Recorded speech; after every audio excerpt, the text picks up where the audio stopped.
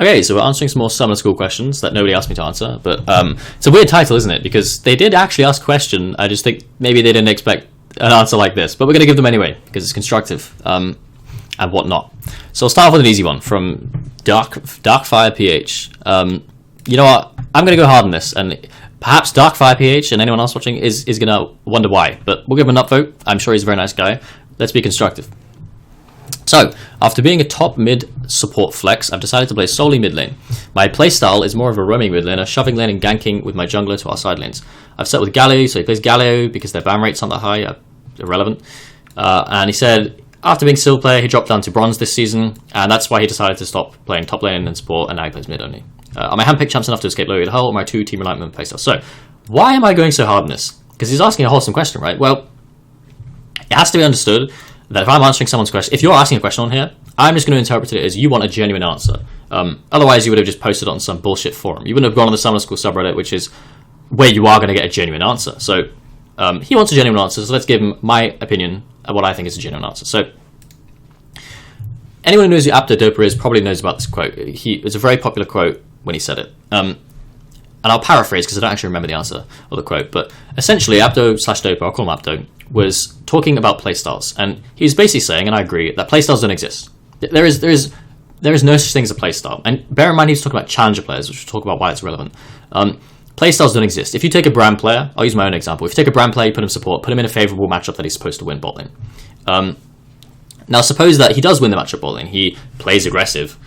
He gets kills, he pokes, does a lot of damage, does his job, essentially. Is that an aggressive brand player? No, it's not. It's just a guy playing brand. He's not playing aggressively. He's playing brand correctly. There's only a good player or a bad player. You're either playing correctly or you're not. It depends on what you're playing. The same thing applies on the other end of the spectrum. If the brand actually says to himself, well, actually, I'm not going to play aggressive. I'm going to just sit here and scale. I'm going to just chill a bit. I don't need to take a risk. I'm just going to chill. Is he a passive brand player? No, he's just a bad brand player. He's not doing his job. He's not playing brand properly. He's not executing on brand strengths at all. So in that sense, there really isn't anything to do with playstyle. And that relates to this because he was talking about challenger players when he said that. Now, why is that relevant? Because take someone like Reckless, a pro player. Reckless is excellent at team fighting, one of the best in the world at team fighting. He's obviously very good at everything else, but his really big strength is team fighting. So a lot of the rosters Reckless has played in have been bot lane centric because they know, get Reckless ahead, he will probably carry the game in a team fight if you get him ahead. Now, Reckless it's not a cop-out for Reckless to tend towards that playstyle.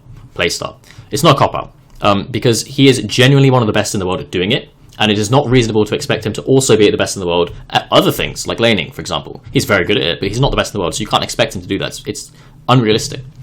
So it's a little different for challenge players. Now, what about when we apply it to someone in silver or bronze asking how they can get back to silver? Well, the thing is, this post screams to me, up and down, it just screams that this guy actually does take it seriously. He really does want to get back to silver, and he's quite upset that he dropped down to silver. But he's just caring about all the wrong things, which is why I really wanted to cover this question, because you don't have a play style, my friend. You don't. Reckless has a play style because he is one of the best in the world, and he truly is playing to his strengths. You aren't, okay? I hate to break it to you, you aren't. You're ignoring your weaknesses. It's very, very different from a challenger player. You are ignoring your weaknesses. It sounds like, from this, I ended up in bronze. This is why I decided to drop top lane support. It sounds like you were upset that you got demoted to bronze, and you immediately drew a correlation and said, okay, it must be the role I'm playing. It must be, I need to play towards my playstyle. That's why I dropped down. Man, honestly, if you wanna get back to silver, you wanna improve, stop caring about literally everything in this post, because it's all completely irrelevant. You are in bronze, my friend. You are not in challenger. You should not be caring about the ban rates of the champions you're playing. You shouldn't even be caring about the champions you're playing. You shouldn't be thinking about your playstyle because you don't have one. You are just bad, to be honest. If I'm being brutally honest, you don't have a playstyle. You shouldn't be caring about ability. You should be caring about the fundamentals of the game and playing them properly. And you should be caring about the roles you're playing. If you want to play top lane, go and fucking play top lane, man. You don't have a playstyle, go and play top lane, is what I would say to this guy. Are my handpicked champs enough to escape elo hell? Again, why are you handpicking the fucking champs, dude? Just play what you want to play. You don't have to think in your head about, okay, this is my playstyle, this is what I should play. You can learn whatever you want. You've got your bronze, you're on the Summer School subreddit, you have a ton to learn, a lot of content. Play what you want. And honestly, stop caring about literally everything in this post because it's all irrelevant. You are not too team reliant and you don't have a play style. Go and play what you want and learn the game, and stop thinking that you have to play a certain play style because it is a cop out. It is a cop-out. You demoted because you weren't playing mid at a silver level. That's why you demoted. Or you weren't playing top support at a silver level. So if you want to go play top and support, go relearn top and support at a silver level. You don't have to play Playstyle. That's the answer to your question. That's the answer to your question. You aren't too team reliant, no, and you don't have a Playstyle, and literally anything you want is enough to escape Elo hell. As long as it's what you want to play. So that's what I say to this guy. Stop caring about this stuff, dude. It's irrelevant. Okay, so the next one is one I actually resonate with somewhat. Because I've had this similar thing happen to me. So, story level 420, let's give story level upvote. How to get over nervousness. I have a really big problem with this. For example, if someone's spectating me, I can't play whatsoever. I miss a couple hooks and thresher pikes, I get nervous. If I'm playing with friends again, I get nervous and make a mistake. I can't get over it. When I get nervous, my mental goes to shit and I can't play anymore whatsoever. I feel like I'll just break if I continue playing, but I have to continue because I don't want to get banned, etc, etc. The guy is really nervous. Excuse me if you don't understand what I'm saying or what I'm talking about. My English isn't my native language. I need some advice on this. So you can tell this guy actually really cares about this. It sounds like he's just playing normal games. I don't know. It sounds like he's playing normal games. Maybe he said in the comments. He didn't. It doesn't matter if he's playing normal games. Frankly, it doesn't even matter why this guy's nervous about it. It's completely irrelevant. Now, I also had ranked anxiety. I'm just going to call it ranked anxiety because it's very similar anyway, even if it's not ranked. I also had ranked anxiety, and I also had anxiety about a lot of other things in my life. I had pretty bad problems. And one thing I have learned is something called exposure therapy. Now, it doesn't apply to a lot of things, but it definitely applies to ranked anxiety. Exposure therapy.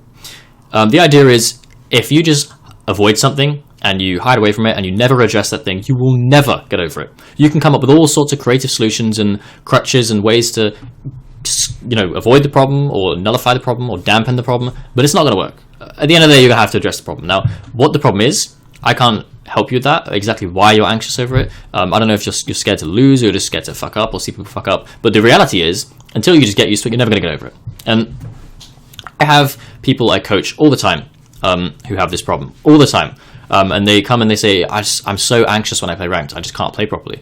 And they give me all this list of stuff that they've tried to do. I've tried meditation, I've tried not eating for a game, I've tried muting the chat, etc. None of it matters. And my answer is always the same, and whenever they listen to my advice, it works. And the advice is, go and play ranked games. Just fucking force yourself to play ranked games. Go and play ranked games, and you will lose, and you will run it down. People are going to flame you.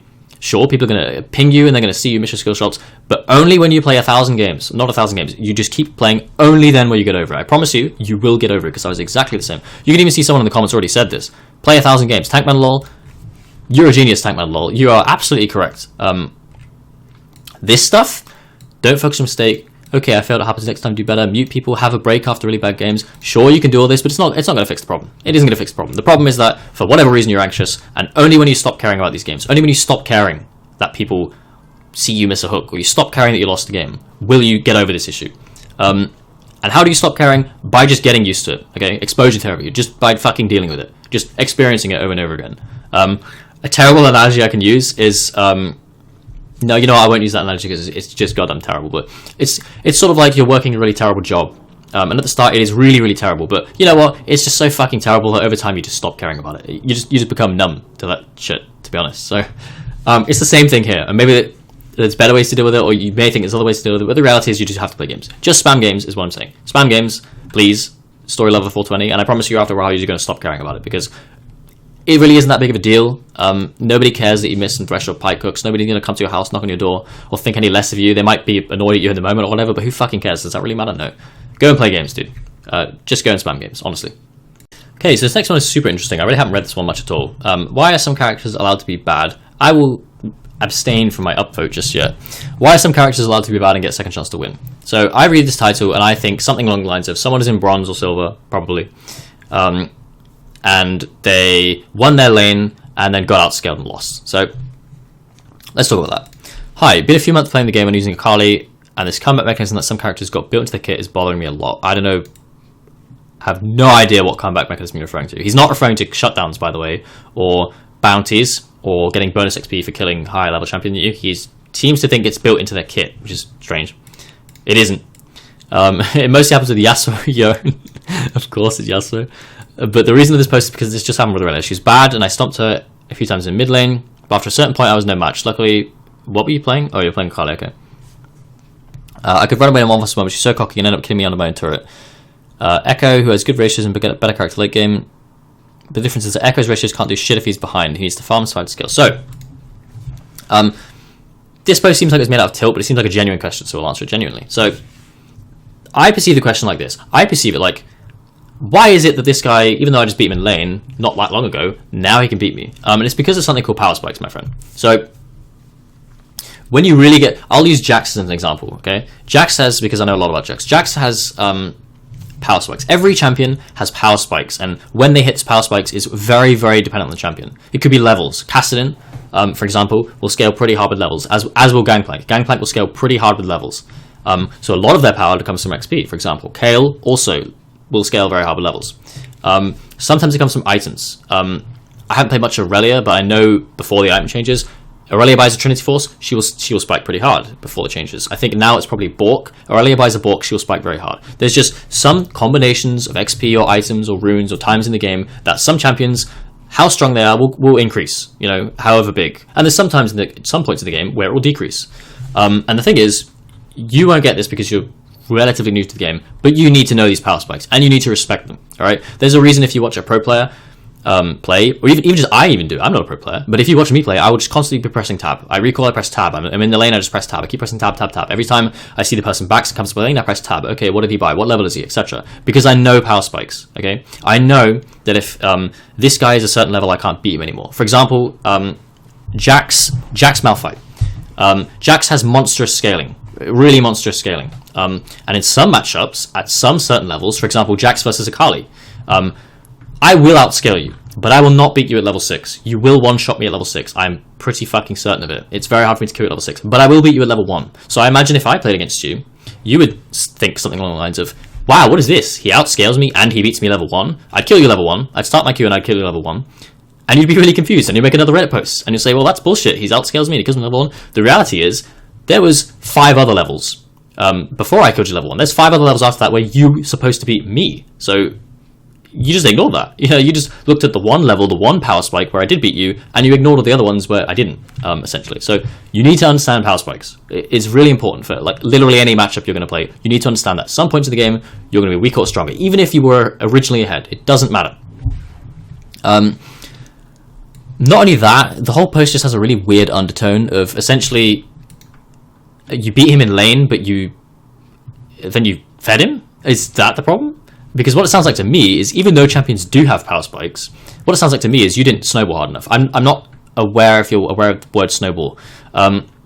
It's essentially just like you roll a snowball down a mountain, a snowy mountain or a snowy hill. It gets bigger and bigger and bigger, and the same thing applies to the league. If a champion gets ahead, they can snowball, and they get bigger and bigger, and exponentially they will get further ahead because they buy an item because they got a kill, which gives them another kill, etc., etc. It sounds like you just didn't snowball anywhere near hard enough. And then Aurelia hit a power spike, and because you didn't snowball as hard as you thought you should, suddenly she beats you. That's normal. What you should have done, and perhaps instead of just complaining that it's just built into her kit that she's a comeback mechanic, is you should have just snowballed harder, or respected her power spike, or both, really. So that's what I'd say to this guy. Fuck it, we'll give him the upvote. But it's just about power spikes, man. You need to know champion power spikes, and to know that you need to really play the champion or play a lot against them. And you need to snowball harder. That's a whole other rabbit hole that I cannot cover in a reasonable amount of time, so we won't talk about that. But that's what I say to this guy. Okay, so we'll do another one that I haven't really read. I've skimmed over this very briefly. I'm extremely bad at CSing. This one shouldn't take long, I guess. We'll give him that vote. Anything Please 69. Nice name, man. Why is it always the meme names? So, showing out ADC with Cogwell, blah, blah, blah. I struggle to last hit and interchange my last hit abilities with minions. When I do focus on last hit minions, poke down my own players, which leaves me lose more times fast. So he has a problem farming. Okay, so first of all, secondary, I don't actually care, and neither should you care about. Okay, if you can't last it comfortably in a custom game by yourself, stop caring about. Address one problem at a time, dude. So you talk about, oh, I have positioning problems, and I don't know how to position in the wave so that I don't get hit when I'm last hitting. First of all, man, it sounds like you just can't last it at all in a custom game. Go into a custom game right now and let the wave push into your tower. Do this actually. Push the wave really hard. Let it push into the enemy tower, and then it will come back to your tower. Right? Do that and try and last it the minions under the tower. If you can't last it all of those minions under the tower and all of the minions before that, if you can't do that, stop caring about everything else. Okay? Stop worrying about your positioning and other champions hitting you with abilities and when to go in for last hit until you can last hit comfortably, including under tower. Stop caring about literally everything else. That's number one. Found it difficult to position myself. My god, man. Please, punctuation. Lastly, I don't understand the basic mechanics of farming minions when it comes to using both your abilities and hitting minions early on to farm them. So this this is really common advice, but the easiest way to get around this, I find, is sit in a custom game and grind this as much as you possibly can. There is no point grinding this in a public game because it gives you so much more to think about. Sit in a custom game and just experiment with the wave. Just mess around with the wave, trying to last it in different ways. Try and last it under the enemy tower. Try and last it when you have a really big wave built up. Try and last it when the minions are under your tower. And do it over and over and over again, and it's like driving. Eventually you just pick it up. There's really not much advice that can be given other than just sit in a custom game and learn it. Currently I'm stuck to playing just the support role. Okay, actually I'm going to talk about this because I have a friend who sucked at last hitting. He didn't listen to my advice to just learn to last hit. That was like 6 years ago, and he still plays the game, and he has no idea how to last hit. When he plays mid lane, he gets like 50 farm at fucking 20 minutes. And he basically only plays support because he never learned how to farm, and now it's too late. So, yeah. Don't take the crutch of, okay, I'll just play support because I can't farm. Because eventually you're going to realize you still need to learn how to last hit minions to play support. Actually, it's very important because sometimes the support will need to help the AD carry farm under the tower.